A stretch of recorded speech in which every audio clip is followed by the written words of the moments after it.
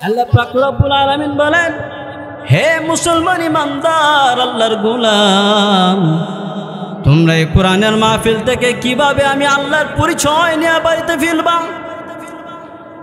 কোন মুসলমান যদি তার চাহিদা পূরণের জন্য বাজারে যায়, মাছ বাজারে গেলে মাছ পাওয়া যায়, তরকারির বাজারে গেলে তরকারি পাওয়া যায়, তৈলের দোকানে গেলে তৈল পাওয়া যায়, মাছের বাজারে গেলে মাছ পাওয়া যায়। ওরে মুসলমান ইমানদার আল্লাহর গোলাম, আল্লাহকে কোথায় পাওয়া যায়?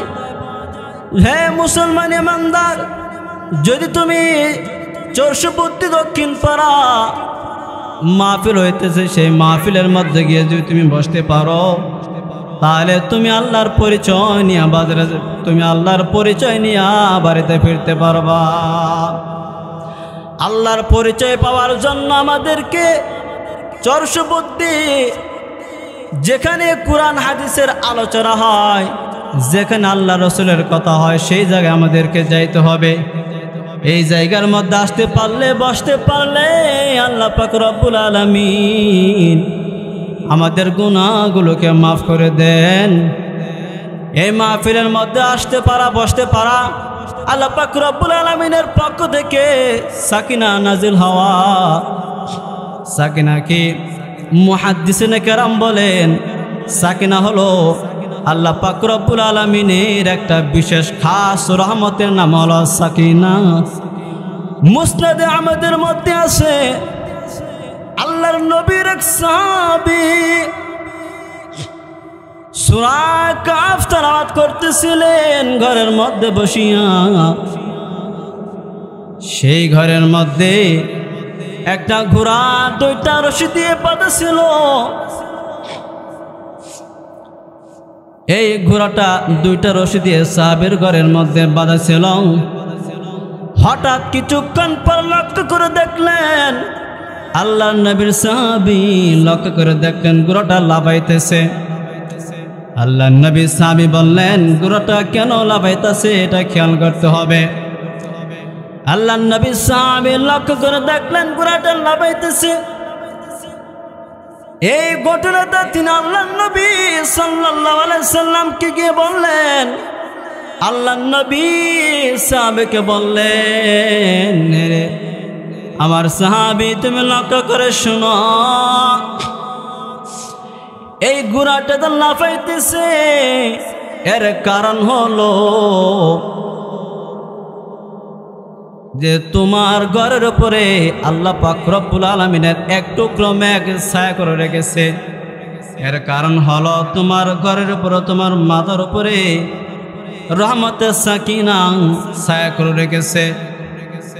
আল্লাহর নবী সাল্লাল্লাহু আলাইহি সাল্লাম বললেন, এটা তোমার কুরআন তেলাওয়াতের বদৌলতে এই রহমতের সাকিনা কুরআন হাদিস বলার বদৌলতে আল্লাহ বাগদান করেছেন। মুহাদ্দিসিনে কেরাম বলেন, আল্লাহ পাক রব্বুল আলামিনের অগণিত ফেরেশতা আসমান থেকে এসে জমিনের মধ্যে ভরপুর হয়ে যায়। যেই জায়গায় কোরআন হাদিসের মাহফিল হয়, সেই জায়গায় আল্লাহ রব্বুল আলামিনের ফেরেশতারা আসিয়া কানায় কানায় ভরপুর হয়ে যায়। ফেরেশতারা একদল ফেরেশতা আসিয়া কানায় কানায় পূর্ণ হয়ে যায়, আর একদল ফেরেশতা আসিয়া প্রথম দল ফেরেশতাদের কাদের মধ্যে বসিয়া যায়। দ্বিতীয় দল ফেরেশতা আসিয়া জাগা না পাইয়া দ্বিতীয় দল ফেরেশতার কাদের মধ্যে বসিয়া যায়। এভাবে করতে করতে ফেরেশতারা আসমান পর্যন্ত উঠে যায়। فَيَعُفُّونَهُمْ بِأَجْنِحَتِهِمْ إِلَى السَّمَاءِ الدُّنْيَا। আল্লাহর নবী সাল্লাল্লাহু আলাইহি সাল্লাম এক হাদিস শরীফের মধ্যে বলেন, গভীর রাতের মধ্যে, রাতের আধারে আসমানের মধ্যে তারকাগুলো যেভাবে জনমল করতে থাকে, ফেরেশতারা বলেন এই দুনিয়ার মধ্যে আমরা জিকিরের মজলিসগুলো, মাহফিলের মজলিসগুলো আদার রাতের তারকার নেই জলমল করতে আমরা দেখি। সুবহানাল্লাহ। আল্লাহ পাক রব্বুল আলামিনের ফেরেশতারা দুনিয়ার মধ্যে আসার পর একদল ফেরেশতারা দুনিয়ার মধ্যে আসিয়া আল্লাহ তাআলার কাছে দোয়া করেন। ফেরেশতারা আসিয়া আল্লাহর কাছে বলেন, আল্লাহুম্মা গফিরহুম, হে আল্লাহ আপনি এই মাহফিলের বান্দাগুলোকে মাফ করে দেন। আরেকদল ফেরেশতারা আসিয়া আল্লাহ রাব্বুল আলামিনকে বলেন, আল্লাহুম্মা রহমহুম, হে আল্লাহ আপনি তাদের প্রতি রহম নাজিল করুন। আল্লাহ পাক রব্বুল আলামিন উভয় দল ফেরেশতাদের দোয়া শুনে আল্লাহ পাক তাদের দোয়াগুলো কবুল করে নেন, কেননা তারা হলো নিষ্পাপ। হঠাৎ এক সময় আসমান থেকে আওয়াজ আসে, তোমরা সাক্ষী থাকো আমি আল্লাহ রাব্বুল আলামিন এই মাহফিলের মধ্যে, এই জিকিরের মাহফিলের মধ্যে যারা আসছে আমি আল্লাহ তাআলা তাদের গুনাহগুলোকে মাফ করে দিলাম। সুবহানাল্লাহ। শুধু আল্লাহ তাআলা আমাদের গুনাহগুলোকে মাফ করেন না, আল্লাহ পাক রব্বুল আলামিন আমরা যে গুনাহগুলো করছি এই গুনাহগুলো আল্লাহ তাআলা নেক দ্বারা পরিবর্তন করিয়া দেন। সুবহানাল্লাহ। আমরা যে গুনাহগুলো করছি আল্লাহ পাক রব্বুল আলামিন বলেন, আমি আল্লাহ রাব্বুল আলামিন এই জিকিরের মাহফিলের মধ্যে যারা আছে আমি আল্লাহ তাদের গুনাহগুলোকে নেকি দ্বারা পরিপূর্ণ করিয়া দেই, নেকি দ্বারা পরিবর্তন করিয়া দেই। সুবহানাল্লাহ। আল্লাহ তাআলা কেমনে পরিবর্তন করে দেন?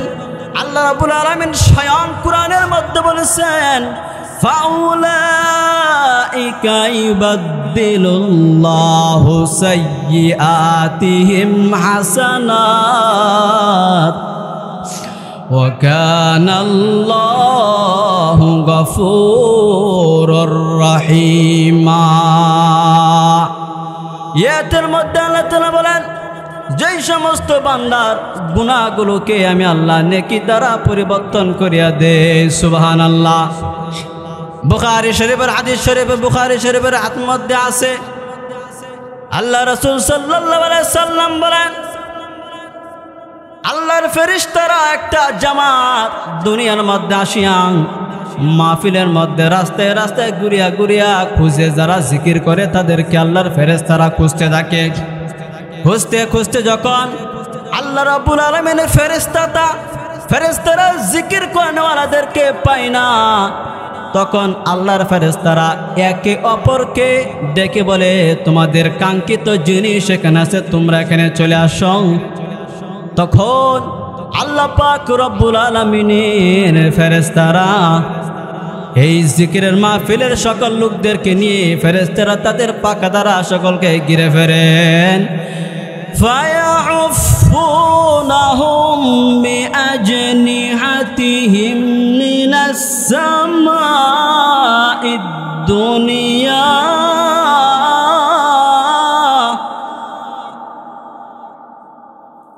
আল্লাহ পাক রব্বুল আলামিন অতঃপর ফেরেশতাদেরকে জিজ্ঞাসা করলেন।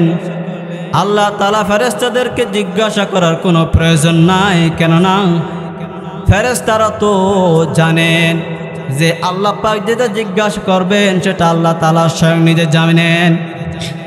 এই জন্য আল্লাহ রাব্বুল আলামিন ফেরেশতাকে বলেন, মা ইয়াকুলু ইবাদি, হে আমার ফেরেশতারা, আমার বান্দারা কি বলতেছে? আল্লাহ পাক রব্বুল আলামিনের ফেরেশতারা বলেন, ওগো আল্লাহ, আপনার বান্দারা আপনার প্রশংসা করতেছে, আপনার বান্দার আপনার বরত্ব মহত্বের আলোচনা করতেছে। অতঃপর আল্লাহ পাক রব্বুল আলামিন ফেরেশতাকে জিজ্ঞাসা করেন, হাল রাআনি, তারা কি আমাকে দেখছেনি? ফেরেশতারা উত্তরে বলেন, ওগো আল্লাহ, তোমার বান্দারা তোমাকে দেখে নাই। আল্লাহ পাক রব্বুল আলামিন আবার ফেরেশতাকে জিজ্ঞাসা করেন, যদি তারা আমাকে দেখতো তাহলে তাদের কি অবস্থা হতো? আল্লাহ পাক রব্বুল আলামিনের ফেরেশতারা উত্তর দিলেন, ওগো আল্লাহ, যদি আপনার বান্দারা আপনাকে দেখতো তাহলে আরো বেশি বেশি করে আপনার ইবাদতের মধ্যে লিপ্ত হয়ে যাইত, আরো বেশি বেশি করে আপনার ইবাদত করতে লাগতো। অতঃপর আল্লাহ পাক রব্বুল আলামিন ফেরেশতাকে জিজ্ঞাসা করেন, হে ফেরেশতারা, তারা আমার কাছে কি চায়? হে ফেরেশতারা, এই বান্দারা আমার কাছে কি চায়? আল্লাহ তাআলার ফেরেশতারা বলতেছেন, ওগো আল্লাহ, আপনার বান্দারা আপনার কাছে ক্বালু ইয়াসআলুনাকাল জান্নাহ, আপনার বান্দারা আপনার কাছে জান্নাত চায়, জান্নাত ছাড়া আর কিছু আপনার বান্দারা আপনার কাছে চায় না। আল্লাহ পাক রব্বুল আলামিন বলেন, হে আমার ফেরেশতারা, আমার বান্দারা কি আমার বানানো জান্নাত দেখছে? ফেরেশতারা উত্তরে বলেন, ওগো আল্লাহ, আপনার বানানো জান্নাত আপনার বান্দারা দেখে নাই। আল্লাহ বলেন, হে ফেরেশতারা, যদি তারা আমার বানানো জান্নাত দেখতো তাহলে তাদের কি অবস্থা হতো? আল্লাহ তাআলা ফেরেশতারা বলেন, ওগো আল্লাহ, যদি আপনার বান্দারা আপনার বানানো জান্নাত দেখতো তাহলে আরো বেশি বেশি করে চেষ্টায় লেগে থাকতো, আপনার জান্নাত পাওয়ার জন্য চেষ্টার মধ্যে আপনার বান্দারা লেগে থাকতো। আল্লাহ পাক রব্বুল আলামিন বলেন, হে আমার ফেরেশতারা, এই বান্দারা আমার কাছে কি চায়? এই বান্দারা আমার কাছে কি চায়? আল্লাহ পাক রব্বুল আলামিনের ফেরেশতারা বলেন, ওগো আল্লাহ, আপনার বান্দারা আপনার কাছে জাহান্নাম থেকে মুক্তি চায়। আল্লাহ পাক বলেন, তারা কি আমার বানানো জাহান্নাম দেখছে? ফেরেশতারা বলেন, ওগো আল্লাহ, আপনার বানানো জাহান্নাম আপনার বান্দারা দেখে নাই। আল্লাহ বলেন, যদি তারা আমার বানানো জাহান্নাম দেখতো তাহলে তাদের কি অবস্থা হতো? আল্লাহ পাক রব্বুল আলামিন ফেরেশতারা বলেন, ইয়াকুলুনা লাউ রাআউহা কানু আশাদ্দা মিনহা ফিরারা ওয়া আশাদ্দা লাহা মাখাফা। ওগো আল্লাহ, আপনার বান্দারা যদি আপনার বানানো জান্নাম দেখতো তাহলে আপনার বান্দারা আপনার জাহান্নাম থেকে পলায়ন করত, আপনার বান্দারা আপনার জাহান্নামকে বেশি বেশি করে ভয় করত, কারণ আপনার বানানো জাহান্নাম খুবই ভয়ঙ্কর। এই জন্য আপনার বান্দারা যদি আপনার জাহান্নাম দেখতো তাহলে জাহান্নামকে বেশি বেশি করে ভয় করত, জাহান্নাম থেকে বেশি বেশি করে পলায়ন করত। কিছুক্ষণ পর হঠাৎ আল্লাহর এক ফেরেশতারা ঘোষণা দিয়ে উঠল, ফায়াকুলু মালাকুম মিনাল মালাইকাতি ফিহিম ফুলানুন লাইসা মিনহুম ইন্নামা জাআ লিহাজা। আল্লাহ তাআলার এক ফেরেশতা বলেন, ওগো আল্লাহ, এই মাহফিলের মধ্যে এমন কিছু বান্দা আছে যারা ওয়াজ শোনার জন্য আসে নাই, এই জিকিরের মাহফিলের মধ্যে তারা আসে নাই, এই ওয়াজের মাহফিলের মধ্যে তারা আসে নাই। তাদের উদ্দেশ্য হলো অন্যরকম, তারা অন্য উদ্দেশ্যে এসেছে, তারা অন্য উদ্দেশ্যে এসেছে, তাদের মাহফিলের উদ্দেশ্য ছিল না। কিন্তু তারা আস্তে আস্তে মাহফিলের মধ্যে চলে আসলো। আল্লাহ পাক রব্বুল আলামিন বলেন ক্বালাহুমুল জুলাসা উলা ইয়াশকা জালিসুহুম। আমার যে সমস্ত বান্দারা আমার জিকিরের মাহফিলের মধ্যে আসে নাই, কোরআন হাদিসের মাহফিলের মধ্যে আসে নাই, তারা আশেপাশে ঘোরাফেরা করতেছে, আমি আল্লাহ আমার ওই সমস্ত বান্দাদেরকে জিকিরের মাহফিলে রহমত থেকে আমার বান্দাদেরকে আমি আল্লাহ বঞ্চিত করব না। সুবহানাল্লাহ। আল্লাহ পাক রব্বুল আলামিনের কত মায়া কত দয়া যে আল্লাহ তাআলা জিকিরের মাহফিলে যদি আমরা নাও আসতে পারি, সে আল্লাহ তাআলা আমাদেরকে রহমত থেকে আল্লাহ বঞ্চিত করবেন না। কারণ আল্লাহ স্বয়ং নিজে বলছেন ওয়ালাহুমুল জুলাসা লা ইয়াশকা জালিসুহুম। এই মজলিসের মধ্যে যারা আসে এবং বসে এবং যারা আসতে পারলো না, বসতেও পারলো না, আল্লাহ পাক রব্বুল আলামিন তাদেরকে আল্লাহর রহমত থেকে আল্লাহ তাদেরকে বঞ্চিত করবেন না। সুবহানাল্লাহ। আল্লাহ পাক রব্বুল আলামিন কত মায়ার কত দয়া। আমরা আসতে পারলাম না, বসতে পারলাম না, তারপরেও আল্লাহ পাক রব্বুল আলামিন যারা আসতে পারলো না, বসতে পারলাম না, তাদেরকেও আল্লাহ তাআলা আল্লাহ পাকের রহমত থেকে তাদেরকে আল্লাহ বঞ্চিত করেন না। এজন্য মুহতারাম হাজিরিন, এই মাহফিল কোরআনের মাহফিল হলো খুব দামি মাহফিল, এই জিকিরের মাহফিল হলো খুব দামি একটা মাহফিল। এই কোরআনের মাহফিল জিকিরের মাহফিল হলো গুনাহ মাফের মাহফিল, ঠিক কিনা বলেন? এই কোরআনের মাহফিল হলো জান্নাতের একটা বাগান, ঠিক কিনা বলেন? এই কোরআনের মাহফিল জিকিরের মাহফিল হলো জান্নাতের বাগান, ঠিক কিনা বলেন? কারণ তিরমিজি শরীফের হাদিস হযরতে আনাস রাদিয়াল্লাহু তাআলা আনহু থেকে বর্ণিত, আল্লাহ রাসূল সাল্লাল্লাহু আলাইহি সাল্লাম বলেন আন আনাসিন আন্না রাসূলুল্লাহ সাল্লাল্লাহু আলাইহি ওয়াসাল্লাম قال إذا مررتم برياض الجنة فارتعوا قالوا يسألونك الجنة قال حلق الذكر। আল্লাহ রাসূল সাল্লাল্লাহু আলাইহি ওয়াসাল্লাম বলেন এই কোরআনের মাহফিলটা হলো একটা জান্নাতের বাগান, ঠিক কিনা বলেন? কারণ আল্লাহ রাসূল সাল্লাল্লাহু আলাইহি সাল্লাম নিজে বলছেন, হে মুসলমান ইমানদার আল্লাহর গোলাম, তোমরা যখন জান্নাতের বাগানের মধ্যে যাবে তখন তোমরা বেশি বেশি করে জান্নাতের বাগানের গিয়া তোমরা বিচরণ করো, জান্নাতের বাগানে গিয়ে তোমরা বিচরণ করো। আল্লাহর নবীর সাহাবী আল্লাহর নবীকে জিজ্ঞাসা করলেন, ক্বালু ইয়াসআলুনাকাল জান্নাহ, হে আল্লাহর নবী জান্নাতের বাগান কি? সাহাবী আল্লাহর নবীকে প্রশ্ন করলেন, ওগো আল্লাহর নবী জান্নাতের বাগান কি?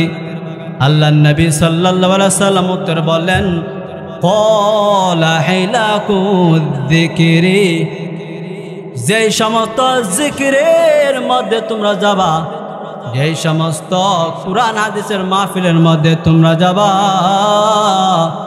সেই সমস্ত জিকিরের মাহফিল কুরআনের মাহফিলের মধ্যে আল্লাহ পাক রব্বুল আলামিন বলেন তোমাদের গুনাহকে আল্লাহ তাআলা মাফ করে দিবেন। বলেন সুবহানাল্লাহ। এই জন্য আল্লাহ পাক রব্বুল আলামিন বুখারী শরীফের হাদিসের মধ্যে বলেন, ফেরেশতাদের একটা জামাত আছে, তারা দুনিয়ার মধ্যে আসিয়া যারা জিকির করে তাদেরকে তালাশ করতে থাকে। যখন জিকিরকারীদেরকে তালাশ করে পায় না, তালাশ করতে করতে থাকে, জিকিরকারীদেরকে তালাশ করতে থাকে, কিন্তু তাদেরকে পায় না। অতঃপর আল্লাহ পাক রব্বুল আলামিন ফেরেশতা বলেন অপর এক ফেরেশতাকে যে, হে ফেরেশতা, তোমরা এখানে আসো, এখানে তোমাদের কাঙ্ক্ষিত জিনিস আছে, যেই জিনিসের তালাশে তোমরা এসেছো সেই কাঙ্ক্ষিত জিনিস তোমাদের এখানে পাওয়া যাবে, তোমরা এখানে চলে আসো। ফেরেশতারা এখানে আসিয়া এই জিকিরের মাহফিলের মধ্যে এসে জিকিরের মাহফিলের মধ্যে তারা বসে এবং জিকিরের মাহফিলে যারা আছে তাদেরকে নিয়ে আসমান পর্যন্ত পাখা দ্বারা ডেকে নেয়। সুবহানাল্লাহ। আল্লাহ পাক রব্বুল আলামিন কুরআনুল কারীমের মধ্যে বলেন, ইয়া আইয়ুহাল্লাযীনা আমানুত্তাকুল্লাহ ওয়া কুনু মা'আস সাদিকিন। আল্লাহ পাক রব্বুল আলামিন বলেন, হে দুনিয়ার ইমানদার মুসলমান আল্লাহর গোলাম, তোমরা আমি আল্লাহ তাআলাকে ভয় করো। ইয়া আইয়ুহাল্লাযীনা আমানুত্তাকুল্লাহ। আল্লাহ পাক বলেন, হে ইমানদার আল্লাহর গোলাম, তোমরা আমি আল্লাহ রাব্বুল আলামিনকে ভয় করো। কেমন ভয়? আল্লাহ রাব্বুল আলামিনকে যথাযথভাবে আল্লাহ তাআলাকে ভয় করতে হবে। ওয়া কুনু মা'আস সাদিকিন, এবং যারা সত্যবাদী তাদের সাথে আমাদেরকে থাকতে হবে। যারা সত্যবাদী তাদের সাথে থাকতে হবে, আল্লাহকে ভয় করতে হবে, এবং যারা সত্যবাদী তাদের সাথে আল্লাহ বলছেন থাকার জন্য। সত্যবাদী কারা? দুনিয়ার মধ্যে বর্তমানে দেখবেন হক্কানি উলামায়ে কেরাম, আল্লাহ তাআলার ওলিয়া উলিয়া যারা আছে তারাই হলো হক্কানি। ঠিক কিনা বলেন? হক্কানি আলেম উলামা যারা আছে, হক্কানি পীর মুর্শিদ যারা আছে, তাদের সুহবতের মধ্যে যাও, সোহবতের মধ্যে গিয়া তাদের সাথে তুমি সময় কাটাও। ঠিক কিনা বলেন? আল্লামা শেখ সাদি রহমতুল্লাহ আলাইহি বলেন, তিনি তার কবিতার মধ্যে লিখেছেন, এক জমানা সোহবতে বা আউলিয়া, এক জমানা সোহবতে বা আউলিয়া। শেখ সাদি রহমতুল্লাহ আলাইহি বলেন, যদি কোনো ইমানদার মুসলমান আল্লাহ পাক রব্বুল আলামিনের ওলি যারা আছে তাদের সোহবতের সাথে সোহবতে কাটায়, তাদের সাথে গিয়ে তাদের সোহবতের মধ্যে সময় কাটায়।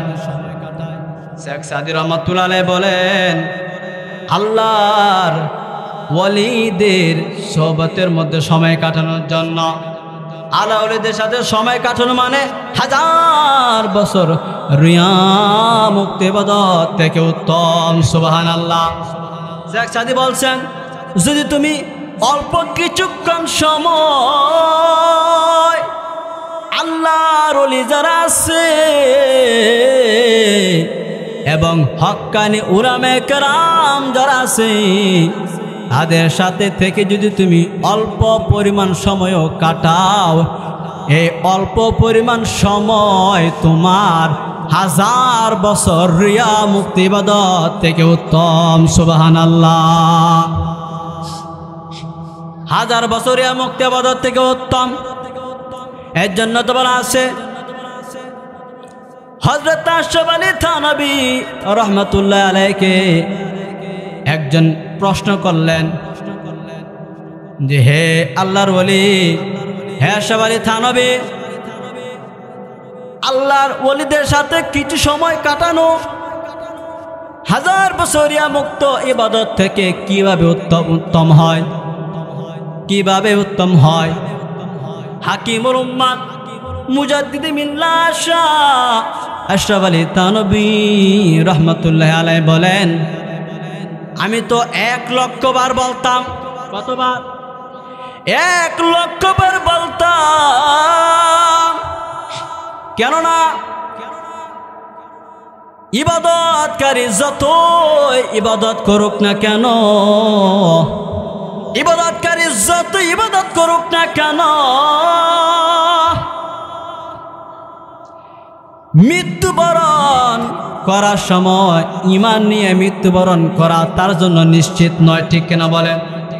যত ইবাদত করুক না কেন তার জন্য ঈমান নিয়ে মৃত্যুবরণ করা নিশ্চিত নয়। কিন্তু যে সমস্ত আল্লাহর বান্দারা ঈমানদারওয়ালারা অল্প কিছু সময় আল্লাহর ওলিদের সাথে কাটাইবে তাদের জন্য ঈমান নিয়ে মৃত্যুবরণ করা নিশ্চিত। সুবহানাল্লাহ, ঠিক কিনা বলেন? এজন্য আল্লাহর ওলিদের সাথে সময় কাটাতে হবে। আল্লাহর ওলি যারা আছে তাদের সোহবতের মধ্যে যেতে হবে। আল্লাহর ওলি কারা? আল্লাহ কোরআনের মধ্যে বলে দিয়েছেন, আলা ইন্না আউলিয়া আল্লাহি লা খাউফুন আলাইহিম ওয়ালা হুম ইয়াহজানুন। আল্লাহর ওলি হলো তারাই যারা আল্লাহ রব্বুল আলামিন বলেন আল্লাহর ওলি যারা তাদের কোনো ভয় নাই। কি নাই? ভয় নাই। যারা আল্লাহর ওলি তাদের কোনো ভয় নাই।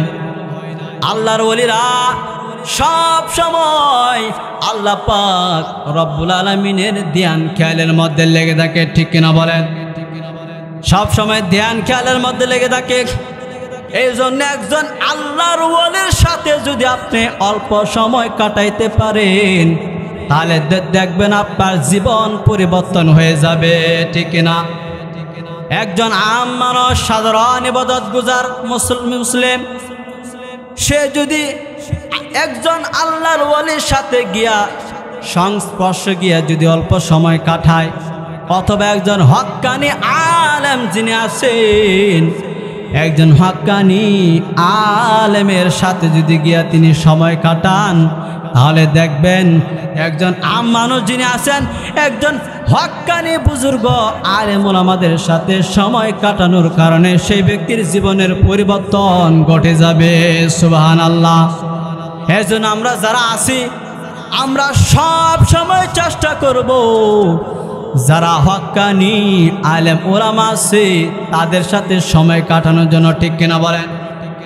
সব সময় চেষ্টা করবেন একজন আল্লাহর ওলির হাত ধরে চলার জন্য। সব সময় চেষ্টা করবেন একজন হক্কানি আলেম যিনি আছে তার সাথে চলাফেরা করার জন্য। হাদিস শরীফের মধ্যে আল্লাহ রাসূল বলছেন, যদি তুমি একজন আলেমের সাথে মুসাফা করো, কার সাথে? যদি তুমি একজন আলেমের সাথে মুসাফা করো, আল্লাহর নবী বলেন তাহলে সে যেন আল্লাহর নবীর সাথে মুসাফা করলো। সুবহানাল্লাহ। একজন আলেম ওলামার সাথে মুসাফা করা মানে আল্লাহর নবীর সাথে মুসাফা করা। ঠিক কিনা বলেন? একজন আলেমের সাথে যদি সে ব্যক্তি উঠা বসা করে তাহলে আল্লাহর নবীর সাথে সে যেন উঠা বসা করলো। বলেন সুবহানাল্লাহ। আর একজন আলেমের সাথে যদি সে সম্পর্ক রাখে, একজন আলেমের সাথে যদি সে ভালোবাসা রাখে তাহলে কেমন জানি সেই ব্যক্তি আল্লাহর নবীর সাথে সম্পর্ক রাখলো। সুবহানাল্লাহ। তাহলে আমাদের হক্কানি আলেম ওলামা যারা আছে তাদের সাথে সম্পর্ক রাখা দরকার কিনা?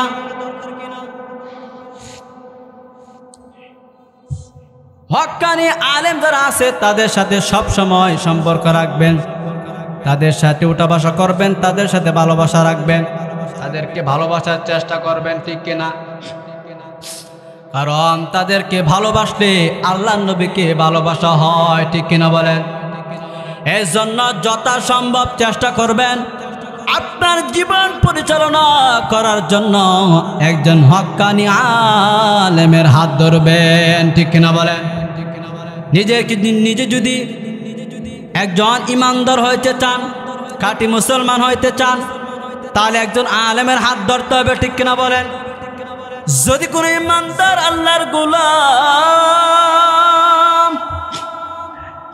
একজন আল্লাহওয়ালার যদি হাত না ধরে, যদি কোনো আল্লাহর বান্দা একজন আলেমের কথা মতো না চলে, একজন আলেমের কথা মতো না চললে, একজন আলেমের দিক নির্দেশনা পথ যদি না চলে, তাহলে সুনিশ্চিতভাবে জেনে রাখুন সে ব্যক্তি গুমরাহ হয়ে যাবে। ঠিক কিনা বলেন? নিজে নিজে পণ্ডিতি করা যাবে না, ঠিক কিনা? একজন ইবাদত গুজার ব্যক্তি জানে না, এর জন্য তার নিজে নিজে পণ্ডিতি করা যাবে না যে আমি নিজে নিজে একজন পরিপূর্ণ ইমানদার হয়ে যাব। হওয়া যাবে কিনা? যাবে না। একজন ইমানদার হইতে গেলে, একজন ইবাদত গুজার হইতে গেলে গো, একজন হক্কানি আলেমের হাত ধরতে হবে। একজন হক্কানি আলেম ওলামাদের হাত ধরলে সেই ব্যক্তি অবশ্যই অবশ্যই হেদায়েতের মধ্যে থাকবেন। সুবহানাল্লাহ। হেদায়েত দেওয়ার মালিককে, হেদায়েত দেওয়ার মালিককে আল্লাহ রাব্বুল আলামিন হলেন হেদায়েত দেওয়ার মালিক। আল্লাহ রাব্বুল আলামিন ছাড়া হেদায়েত দেওয়ার আর কারো কোনো শক্তি নেই, আছে কিনা? আল্লাহ ছাড়া আর কারো কোনো হেদায়েত দেওয়ার মতো ক্ষমতা নাই। এই দুনিয়ার মধ্যে একমাত্র হেদায়েত দেওয়ার মালিক হলেন আল্লাহ। হেদায়েত না দেওয়ার মালিক হলেন কে? কে? আল্লাহ। হযরত নূহ আলাইহিস সালাম যখন মহাপ্লাবন আল্লাহ তাআলা দিবেন, হযরত নূহ আলাইহিস সালামকে আল্লাহ তাআলা বললেন, হে নূহ তুমি একটা কিস্তি তৈরি করো। কি তৈরি করো? আল্লাহর নবী আল্লাহর কথা শুনে তিনি একটা কিস্তি তৈরি করলেন। খরা রৌদ্রের মধ্যে, খরা রৌদ্রের মধ্যে কিস্তি তৈরি করলেন। মুসলমান ইমানদারেরা বলতেছে, হে নূহ এই খরার মধ্যে তুমি যে কিস্তি তৈরি করতেছ, এই কিস্তি তুমি এই খরাতে কি করবা? এই রৌদ্রের মধ্যে তুমি এই কিস্তি কি করবা? তখন নূহ আলাইহিস সালাম বললেন, এই কিস্তি আমার প্রয়োজন আছে, কিস্তি আমার দরকার আছে। কিস্তি যখন প্রয়োজন হবে তখন আমি কিস্তি চালাবো। ঠিক কিনা বলেন? আল্লাহ তাআলা বলছেন, হে নূহ তুমি কিস্তি তৈরি করো। আল্লাহ নবী নূহ আলাইহিস সালাম কিস্তি তৈরি করলেন, একটা নৌকা বানাইলেন। বানানোর পরে আল্লাহ নূহ আলাইহিস সালামকে বলছেন যে আমি মহাপ্লাবন দেব। লম্বা চড়া ঘটনা সংক্ষিপ্তভাবে বলতেছি, আমি মহাপ্লাবন দেব। হযরতে নূহ আলাইহিস সালাম আল্লাহ যখন মহাপ্লাবন দিলেন, নূহ আলাইহিস সালামের কিস্তিটা মহাপ্লাবনে পানির উপর ভাসতেছে। আল্লাহ হুকুম দিয়েছেন, তুমি তোমার কিস্তির মধ্যে সমস্ত কিছু থেকে এক জোড়া জোড়া করে উঠে নাও। হযরতে নূহ আলাইহিস সালাম আল্লাহ তাআলার কথা শুনিয়া প্রত্যেক জোড়া থেকে এক জোড়া করে তিনি কিস্তিতে উঠায় নিলেন। ঠিক কিনা? এরপর হযরতে নূহ আলাইহিস সালাম সবাইকে উঠানোর পরে সর্বশেষ হযরতে নূহ আলাইহিস সালামের একটা সন্তান তিনি কিস্তির মধ্যে উঠে নাই। আল্লাহ তাআলা মহাপ্লাবন দিলেন, নৌকা পানির পর ভাসতেছে। আল্লাহ রাব্বুল আলামিন আল্লাহর কাছে নূহ আলাইহিস সালাম দোয়া করতেছেন, ওগো আল্লাহ